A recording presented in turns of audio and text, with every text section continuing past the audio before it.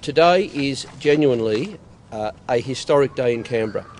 Today in Canberra, for the first time, a bill to do with the regulation of poker machines has passed the House of Representatives, and I have reason to be very confident it will pass the Senate, perhaps as early as later today or tonight.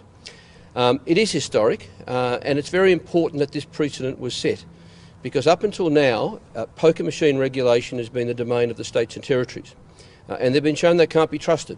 So there is a legitimate need for federal intervention, and just setting this precedent in itself is immensely important.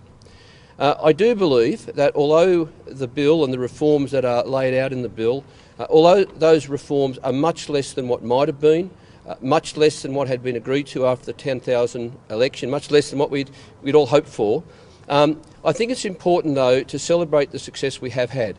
The reforms are worthwhile, and in particular, I draw your attention to section 33 of the bill, where it is explicit that the pre-commitment being rolled out now over the following years must be capable of disallowing unregistered play.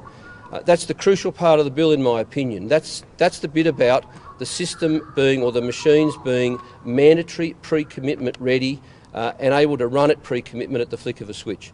I think that's very, very important. There are other parts of this bill which are also important, like withdrawal limits on ATMs, dynamic warning displays on machines. Now, of course, to get it through the Parliament today, the Greens and I had to reluctantly agree to some amendments. Notably, that the rollout of new machines would be delayed by 12 months, so it's now the end of 2014 instead of the end of 2013, and the actual activation of the system has slipped 2 years. As regrettable as those delays are, the crucial thing is, though, that this is now, well, when it goes through the Senate, it will be the law of the land. So we can have confidence that regardless of the timeline, it will happen.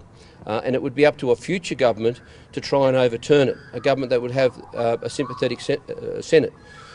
So I think what has happened today is very important. It's something to be celebrated.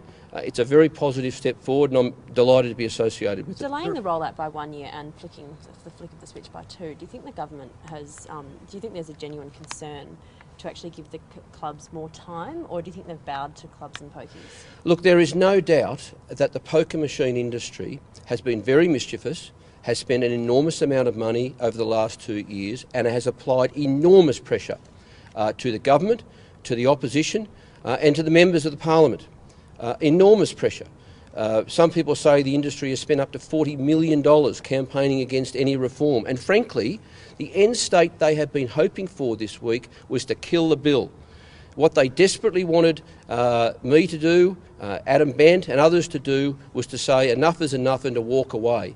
And if we'd done that, that would have been playing into the hands of the industry, who just wanted to kill the bill. So yes, they have applied enormous pressure.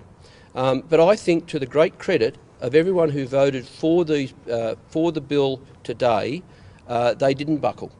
Yes, we had to give a bit. Some of the industry concerns were legitimate. During the committee process over the last 3 weeks, I agreed with the concern lodged by the ATM industry that they needed a bit more time. Frankly, I don't think the manufacturers needed an extra year. Frankly, I don't think the states and territory governments and the venues needed an extra 2 years. But look, frankly, that's what it took to get through the Parliament. And the alternative, the option, was nothing. Are you surprised that this legislation has got through before the end of the year, 2 years after you demanded it? Well, in fact, interestingly, it's exactly 1 year since Peter Slipper was put into the Speaker's chair, so it's a funny sort of anniversary for this to happen. That's not lost on me. Am I surprised? I was worried this week. This week the numbers seemed to come and go, to and fro. We thought we had the numbers, then we seemed to lose the numbers. We seemed to... It came and went a number of times. I don't know if I'm surprised, but I'm very happy. Very, very happy.